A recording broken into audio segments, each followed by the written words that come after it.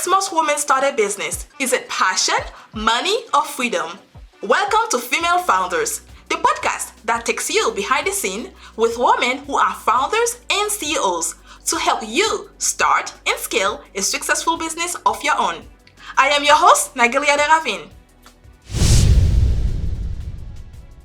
Hello everyone, welcome to another episode of Female Founders. On today's episode, we are joined by two amazing young women who have built successful careers in the music and dance industries. First, we have Nicole Chui, an assistant music director and educator who is passionate about passing her love of music to the next generation. And we have Gabrielle Dawson, known as Coach Gaby, the Diva Elite Director, who leads two dance groups and strives to teach her students life skills through dance.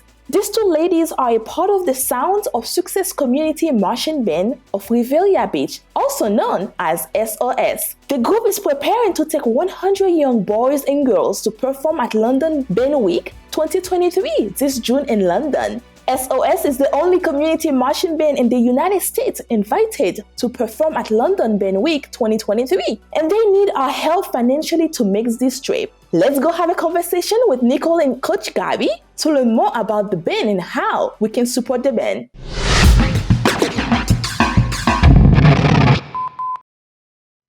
Hi, Nicole and Gabrielle. Great to have you with us today. What are amazing things you two are doing with helping young girls? When I was little, I always loved to dance and playing music. And that's something I didn't really continue as I get older because I switched to business.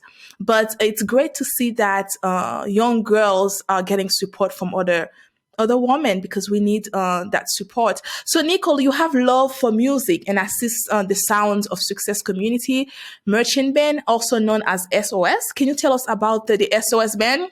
I'm one of the assistant band directors at the SOS marching band. I primarily help with woodwinds, but I also help with the trumpets, trombones, tubas, baritones, whatever they have that they need me, I can do it because I'm a music educator. I teach in Riviera Beach, and that's one of my passions. Love helping kids and teaching them something that I love. But how did you get into music in the first place? Well, I actually started when I was in high school. It's kind of rare to start so late. I was a high school freshman. I played the French horn. And after that, it was very difficult starting, and I kind of felt bad about it. But the more I did it, the more I practiced, the more I was exposed to concerts and performances, the more I liked it. And it's really been a lifelong friend. I've been through so many things because of music. So, yeah. Did you have to go to school to learn more about it? Or is it something that's from passion becoming used to just keep on learning and learning and eventually just become a pro at it? Definitely being in a band class helped a lot. That's why I'm a big supporter of music education. That's why I became a music educator. I'm currently at school right now. But honestly, you don't need a class. You could just, with so many things out there, you could go on YouTube if you're really dedicated enough and learn very simple things like the fingerings or the notes or how to read the staff. If you're really dedicated and driven that way, then you can learn music no matter where you are. So music, it's like the thing that just take your thoughts, your brain, everything just away from all the things, bad things or the problems you're dealing with on a daily basis. Music can just relax you and just get you to that place where you feel like I can do this. Yeah, right? yeah, and it's definitely a very good outlet for a lot of emotions. If you're feeling really joyous and happy, you could play a fast song, you can, play something hype. If you're upset and angry, you could either play something slow or you could play something loud. Music is the universal language. Yes, I agree with you on that. So now, Gabrielle also, well, do you mind if I call you Coach Gaby instead? Yes, that's better.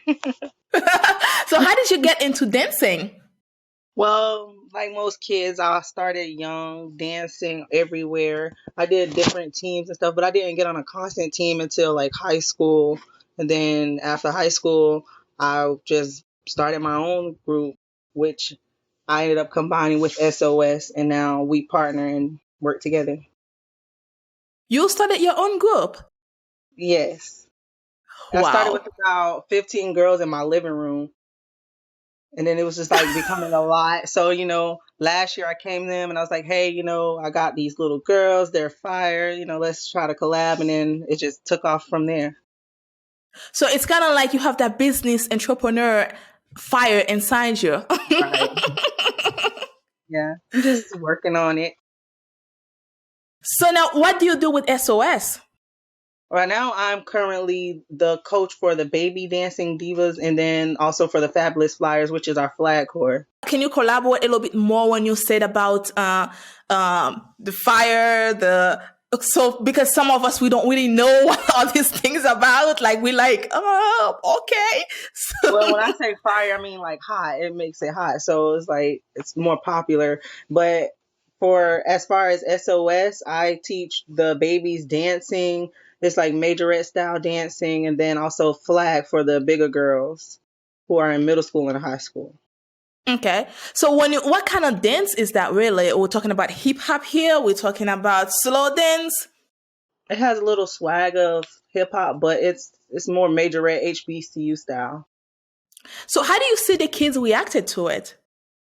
Well, because of the TV show The Dancing Dolls, they love it. They love it a lot. It's like it's brought out like the culture for the young black girls. They love it. They want to be it so bad. So with us doing it in the marching band, they're getting that experience now. So when they go to college, they're already prepared. Oh my goodness. So you pretty much, Nicole come up with the music part and you have to make sure the dance can go with the music. Correct. I'm feeling it. So how's that collaboration between the two of you work exactly from the music to the dancing part of it? Yeah, so as far as how the collaboration between Gaby and myself works is the kids get the music, right? They get a new piece of music and they learn it, they practice it, they perfect it. And I believe Gaby listens to it, she knows how it sounds, and she kind of makes the moves based on, what works, what counts work. Am I getting it kind of correct here, Gaby? Sort of, kind of. It's like when you guys come up with the music, the moves are already flowing inside my head. It's just putting it in order. Sometimes it doesn't fit. It's like maybe my dance that I already came up with doesn't fit, so I'm gonna have to put it somewhere else. It's just putting the pieces of the puzzle together with the music as well. Because when you're thinking of dancing, you can't sit there and do it to each song. Dancing happens whether there's a song playing or not. Like you can create your own tempo just off of dancing. So we have to sit there and like take our time with it and then come back to the drawing board several times, especially when it comes down to the music. But sometimes, especially with marching band styles, they play the music, but they also put their own swag on it. So I could listen to it on a recording like, hey, we're playing Return of the Mac. And then, I listen to Return of the Mac and then he puts an extra beat in, just to spice it up. And then when I'm dancing, I have to go back and, tweak it a little bit. That makes sense. That makes sense. Is that ever happen where you have everything going on and then for whatever reason somebody adds something into it and then you have to kind of like change it around real quick in a faster way? All the time. Do you think that it's easy for the kids to kind of adapt to it very fast when you do that? Or it's kind of like a bit of time training? I do think it is a little bit easy because I've already taught the material. And then once we hear the music, it's like, oh, no, that's not going to work. Hey, we're going to add in this right here. And then we're going to go back to that. And it's like, since they already know it and they're not learning all of it on the spot, it's a little bit more easier than them learning the music, like hearing the music and learning the dances at the same time. Because we have sectionals, so we'll be by ourselves, they'll be by themselves learning the music. And while they're learning the music, we still have to learn the dance moves. And then when we get together, it's like, okay, we thought that was going to work, but this is going to work right here. And then we're going to still use those same moves, but we're going to do it like this. And, they're pretty good at catching on. Okay. So now I know you guys are getting ready to go to London, which is a very big thing. You guys get accepted, which is the first band in the United States that get accepted to that. So now, Gaby, are you ready for it?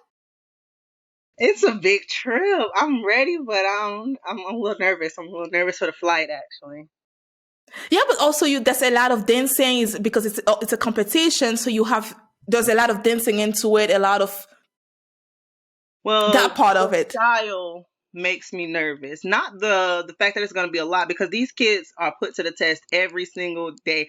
Like sometimes we'll have no performances, and then all of a sudden the whole week we just performed, and it's like, wait, we were just not booked 2 days ago. So these kids are ready as far as, being able to go for a long time. It's just the style. We're more south, I should say. I don't know how Yeah. to say it. We're more. Yeah. I don't know the word I want to You use, but we have a it's, lot of it's swag. swag. Hey, You London going can to handle it. London, you got to London be can a lot handle more it. proper, a lot more classy. And I'm familiar with a lot of stuff, but as far as different styles of dance go, when it comes down to classical and liturgical and doing like stuff like that, I'm not as familiar, but I am willing to learn for the kids, though. Okay. But I think that too United States can bring that, swag in to make London kind of like dance too, because classic, it can get a little bit Yeah, it's like boring we're gonna sometimes, have to put a twist on it. We're gonna have to like learn how to be classy with the twist of the hood, because it's gonna have to be. Exactly. I think sometimes the beat, the hit, we need that, you know, that drum thing to keep things going. But when you have to Yeah, go, yeah. that it's too boring. Yeah, I mean, and plus you want to expose them to things they're not used to, so might as Right. well.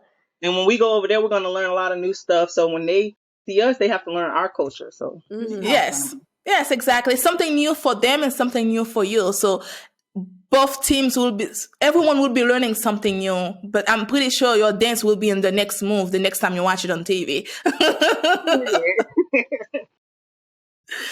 So now let's talk a little bit more about going to London, because I know that you guys have to raise a lot of money for that, which about $5,000 for each kid, which is a lot of money. So now, Nicole, can you tell us more about the fundraising part of it, and what people need to do to be able to support in that way to make sure that the band can actually go to London? Certainly. Well, for one, there are a lot of different fundraising efforts that we have via, accepting donations from the internet, just trying to be in our community, trying to do cash in a bucket things, different sales and different, raffles. We have one very interesting raffle in particular where, some of the prizes range from cars to yacht trips Ooh. to golf trips, a whole TV, and Ooh. that the drawing for that will be April 8th, actually, in our grand gala, and where you get to see a SOS band performance. We're going to perform for you guys, and in order to be a part of that drawing, you need to purchase a ticket over at soswarriors.com. So that's SOS and warriors as in, war, warriors.com. And you can buy a raffle ticket there. And the raffle ticket will cost about $100. But let me tell you, it's worth it. And that way, you are giving a child the gift of music. You're giving them the gift of getting to see another culture. A lot of these kids haven't been around the world. This is the first time they're going on an airplane. So you have that opportunity to change their lives in that way, just like music had changed my life, and having to be in these performances and getting to do all these things has changed my life. You have the opportunity to do that for one of our kids. So please, if you are able to, if you find in your heart, go to soswarriors.com and get yourself a raffle ticket. It's worth it. Yes, and it's an opportunity for the kids to see something new, because I'm pretty sure most of them hasn't been to a place like that in London, and be able to go there just to see a new country itself. It's fascinating. It's like letting them know that they can do anything else they want to do in their life. United States is not just the limit. There's a lot more out there in this world that they can do, and also be able to perform for a new crowd, it's a new type of atmosphere in general. And I just think that it's worth it for people to support that cause, and help kids, because after all, they are the next president, the next doctor, the next whatever else they want to become in their life. Right. Absolutely. I definitely agree with that, especially because these kids, most of them, it's their first time picking up an instrument. It's their first time picking up a flag. It's their first time dancing. And after learning all of this stuff, they finally might have taken their first trip out of town. They might have went to their first theme park. They might have done a lot of firsts, and this is going to be their first time going on a whole new journey to another country. I haven't even been to another country yet, so I know it's going to be an experience for me and the kid. So Yes, and also that I know it's you guys are taking about how many kids, children? Like about at least like 80. It's a lot of kids. It's a lot of them. So, but for the fundraising itself, it's ending in April 8th, or does it pass that time? When are you guys gonna be on London? Well, the trip itself will be towards the end of June, right? Like around June, 26th or something like June that is when we 22nd, I leave. believe. We leave on the 22nd. Okay, June We come 22nd. back around the Mhm. 27th. Okay, so when do you guys have to be? Let's say, for example, you have to pay all the fees that need to be paid for you guys to be able to participate on it. Ideally, it should be at like June, the latest. So that's time is ticking. If you guys can help us, that's why we're asking you guys humbly, for any help. I think so too. Like, I wish when I was a kid I got a trip like that. I Ooh la know, la. yeah, and there's so many really young kids too. Like, I think that's really great for like their formative years. They get to see like the whole world around them. Some people just see their little community, but like now you get to see like there's a whole world out there. You can go wherever you want to go. Anywhere else in the world, it's there for you. It's not just you seeing it on TV. It's actually really exist. And I think it's some of them might even cry because it's kind of like, oh my goodness, am I really here? And Yeah. I think, and some parents might not have the money to support that. Some might, but some might not. And it, the public support actually, it's a big thing. To Yeah, and like the demographic that we have, a lot of the kids are from like lower socioeconomic level families, so and they can't afford that, and it's not the disparity between kids with a lot of money and kids with less who grow up with less. It's I don't think it's fair. So if we could close that gap, even just a little bit, yeah, you know. yeah, I think that would make a huge difference. And why kids from the upper level can go somewhere and a kid that's in the other side cannot go? It's unfair. And I think that as mom, as fathers, as aunts, sisters, brothers, it's our job to actually put together and then help them to make sure that they get that opportunity. Because at the end of the day, the way the kids are right now, the way we treat them right now, that's what's gonna make them who they are tomorrow. If they Exactly. feel that, okay, these people, I don't even know them, they just pay for me to do this, I have to give my best and I have to show up and be the best that I can be. And they're gonna continue with that even when they get older in life too. Yeah, it'll show them that there's hope in the community, hope in, that if you do things and you work hard and you keep on that right track, then you can do great things. You don't have to just have this view of life where it's just like, okay, this is all I got. I might as well just be complacent and deal with it. Like, no, there's more out there. Yeah, there's more than you think. So now, hey Nicole, what's your favorite style of music to play and why? I have so many different kinds that I really enjoy, but my favorite would have to be anything that's like kind of jazzy, in particular. I just love the upbeat tempo. I love like the weird harmonies and the fun chords. I'm in a band myself, where we play video game and anime music, so that's pretty fun. So yeah, all the stuff from like Super Mario and things like that. It's called 8-Bit Wave. But yeah, I'm parts of all different kinds of ensembles, whether it's marching band or video game and anime stuff, just doing school band stuff. So pretty busy. So now, how do you approach teaching music to students who may not have any prior experience with instrument? It is a process. It's a process like it requires a lot of patience. It requires a lot of understanding, trying to see things from their point of view. I try to take it as slowly as possible. Like the first day, even when they get their instrument, like, here's how you make a sound with the instrument. You give them the mouthpiece. They try to make a sound on the mouthpiece. They may struggle at first.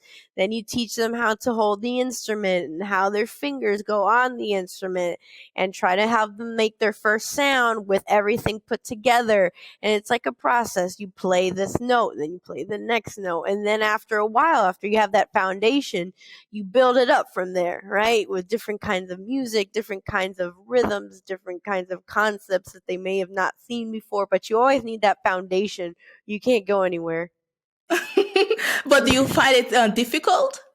I've been doing it for such a while now that it's not that bad. It's not that hard. Some kids really struggle with something, but sometimes you'll try to find different techniques and just basically throw everything at them until you get some sort of result. And like there's usually a breakthrough, and then they get so happy and they're like, "Yes, I did it!" And then you feel good about yourself and the kid. Wow, this is amazing. It seems like you enjoy doing this because when you're talking about it, it's like a passion. It's like it's burning from the inside out. Well, I love it because I love the way it made me feel all those years ago. This is not my first time getting out of the country, actually. I've been to Hungary. I've been to other states. I've been to Seattle. I've been to Chicago. And that's all from playing music. So if I could show that to a kid, I could basically give them a passport to the world. It's fantastic. Yes. And what are you expecting when you get to London? I hear the weather is very rainy and cloudy and stuff. But I'm expecting a lot of interesting culture shock, actually, because I know Europe is very different than the United States. And I think the kids are going to find it very interesting, too. They're like, what is this? Why are people talking like this? Why do people sound like that in a James Bond movie? So I think it's going to be really cool.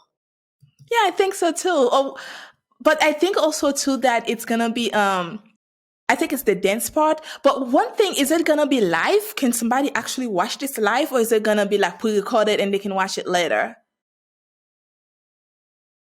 As far as the performances go, I believe, is it a parade, Coach Gaby? Is it some sort of parade performance that they're going to have there? In London? For London, I'm not quite sure exactly what they're doing for the performances, but I do know it's over 7 days, and each day they have something different for us to do. So is it and I think we have to learn concert style as well. Okay, but so it might be parade. Is it a competition, or is it you guys learning something every single day, like a teaching kind of way? I believe it's more of an exhibition, right? Because there's other community groups from England that are going to be there as well, and I think they're just going to help them out and give them critique and feedback, the people who are in charge of that. But I also think it's going to be a showcase. I believe they are going to show different performances to the community in London. Okay, but it's not really, you don't have to compete into anything. It's just performing and then pretty much show what you got. Yeah, I think that's what it is. Yeah, it's more I believe them showing us stuff and us showing them our stuff, and then they're letting us know hey, we think that this could be better, spacing wise, or as far as tempo goes, as far as volume goes, pitch goes, and then also with maybe a little bit of dancing. Maybe I'm not sure about dancing because it is a different country. I don't know how their band system works, but I know that they are going to probably be giving us feedback on our show. Feedback. So pretty much you get to learn from them, and they get to learn from you guys, and come home with a whole new experience that you have never had before. Yeah. Right, because they have activities for us to do every day outside of us performing. They have stuff set up, for us to do. Okay. Tours and things like that. Yeah, tours, just showing us around.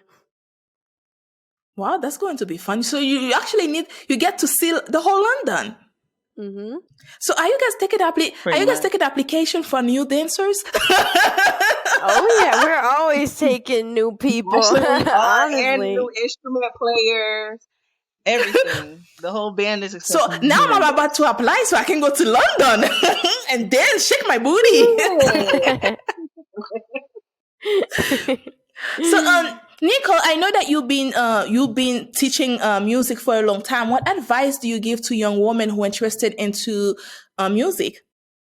I would suggest that, first of all, they take it very slow. They take it bit by bit. Find something they like. Find some sort of, whether it's singing, instruments, just first focus on good technique, making your first sound, taking it little by little. Don't expect to be the next, like, Andrea Bocelli like in a week, Take things very slow, simple, take your time, and you'll get there eventually, but you have to be consistent and put in the work.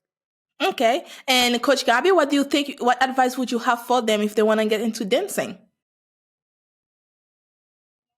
Along the lines of what Miss Chui said, take it slow, be there, be dedicated to, and be more open-minded as far as making mistakes, because everybody makes mistakes and that's the quickest way to quit. Like, as soon as people make mistakes, they want to give up because they feel like it's too hard, they can't do it, they're not capable, when in reality it's just that they're brand new at it and they haven't given it enough chance. So I think that they should give it a fair chance and be patient with their craft, no matter if it's dancing, instrument, anything that they do really in life. They can be running track. Take your time with it, have fun with it at the same time, because even though it is, a craft, we do want to make sure that they're enjoying what they do, not only, doing it just to do it. Before I let you guys go, Nicole, can you again tell us how people can support to make sure that the band get to London? Yes. So, in order to get a raffle ticket or even just a regular donation, go to SOS Warriors. That's SOSWARRIORS.com. Right. And then go on to where it says raffle. Right. There's one of the tabs down there where it says raffle. Click it, put in your information, and that's it. You've supported us. Thank you so much. We appreciate it. Thank you so much, Coach Gaby. Thank you, Nicole, for giving me that chance to learn more about SOS and also the great work you two ladies are doing to support young girls.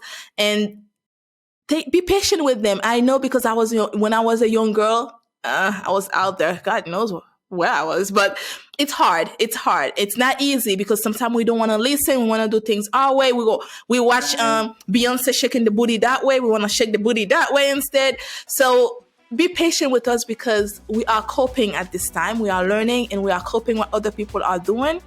But I know that you guys have the best interest. Right. Thank you so much. And that is the bell. Thank you for having us. Thank you for having us. Appreciate it. Thank you for listening to Female Founders Podcast. That's it for this week's episode. Be sure to follow us on your favorite podcast app or connect with us on womel.com so that you don't miss our next episode. See you next time. Bye for now.